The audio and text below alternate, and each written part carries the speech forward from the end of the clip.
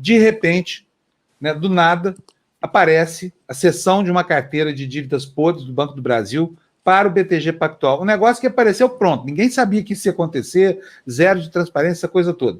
E aí começaram as primeiras suspeitas. E o Glauber Braga já enfiou um ofício lá solicitando informações sobre isso. Eu queria saber o seguinte, eu também acho suspeito, acho que o Paulo Guedes é um homem que fica o tempo inteiro tentando encontrar bons negócios para a banca privada, viu, Glauber?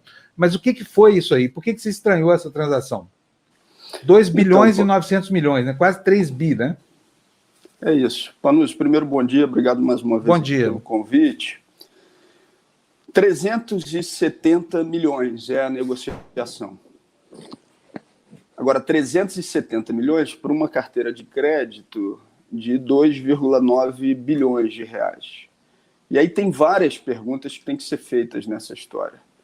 A primeira pergunta é, por que o BTG Pactual tem mais chance de conseguir garantir a obtenção desse crédito do que o Banco do Brasil? Pergunta número 1. Pergunta número 2. O valor de 370 milhões para uma carteira de 2,9 bi é algo que possa ser considerado razoável? 3. O Banco do Brasil apresentou, então, um comunicado colocando isso como um grande ganho dele, Banco do Brasil, que pela primeira vez fazia uma negociação para recuperar esse tipo de valores por um outro banco que não era do seu próprio sistema. Ponto 4. Por que o BTG Pactual? Se você considerar que essa operação tinha que ser feita, não era o caso, então, de ser feito um leilão para verificar aquele que tinha as melhores condições para fazer a recuperação desses créditos, ao invés de escolher um banco específico numa operação não publicizada? Por que não leiloar? Por que não licitar? Ainda mais com o tipo de relação histórica que o próprio Paulo Guedes tem com o BTG Pactual. Por todos esses motivos, é que a gente apresentou, em primeiro lugar, o pedido de informação para que essas respostas possam ser dadas e uma solicitação de comparecimento do presidente do Banco do Brasil em audiência para que essas perguntas sejam feitas diretamente a ele, porque, em posse dessas informações, outras medidas podem ser adotadas, inclusive de natureza judicial. Só deixar claro uma coisa, a natureza histórica desse contato com o Paulo Guedes é que ele é sócio do banco, foi sócio do banco. Só isso. Foi fundador, né? Fundador sócio, exato. Exatamente.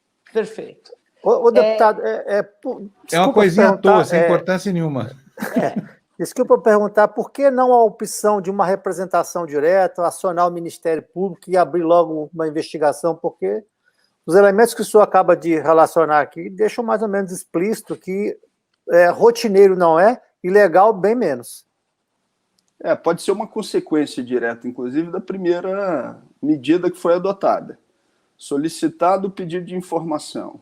Esse pedido de informação tem prazo, ele tem que chegar, então, e ele tem que ser disponibilizado. A partir das informações recolhidas, a gente tem mais elementos de força para dar entrada numa representação. Quanto mais robusta for a representação, maior a possibilidade de ter um encaminhamento por parte do Ministério Público, porque a gente não quer também entrar com a representação só pela notícia, que já é pública, porque isso, inclusive, o Ministério Público poderia entrar com ação ou pedir investigações preliminares a partir do momento em que essa notícia foi ventilada, mas a gente não quer também entrar com uma representação que rapidamente seja colocada na gaveta ou arquivada, dizendo que não tem elementos robustos. Eu acho que tem muitos elementos que levam a uma necessidade de investigação e de responsabilização pelo que foi feito.